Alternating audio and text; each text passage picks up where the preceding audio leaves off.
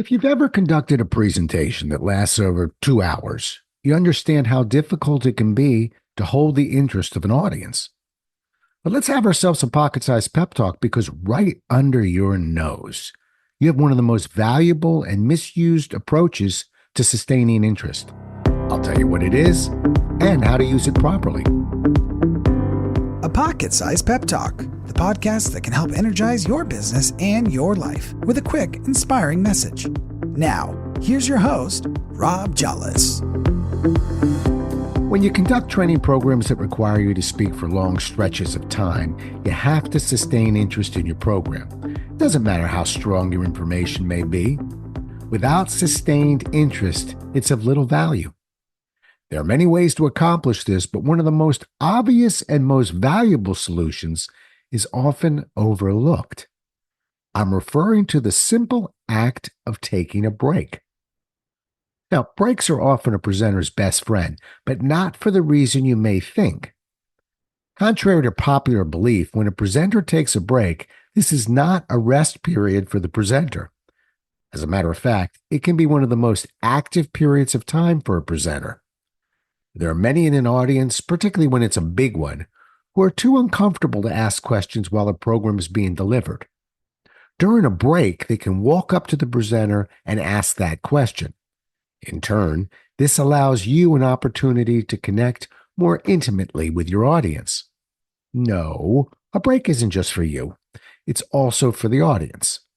A break allows an audience to stretch their legs, grab a snack, drink some coffee, use the restroom, share information, reply to texts and emails, and generally recharge their batteries. Another misunderstanding surrounding the idea of a break is that it should be carefully tied to a particular spot within the curriculum. Often a presenter will open an instructor guide and find a developer's references to where to take breaks. The intent behind these references is legitimate and typically corresponds to shifts in curriculum. So often the mistake made by presenters is to misinterpret these suggestions. They're just suggestions, not facts. The book may tell you to break on page 25, but if the audience is drifting away on page 20, you better think again. Another misunderstanding centers around the preset timing of seminar breaks. A preset break refers to seminars where breaks are scheduled at the same time every day. For example, you may be conducting a seminar that starts at 8 a.m. with a planned break at 9:30 a.m.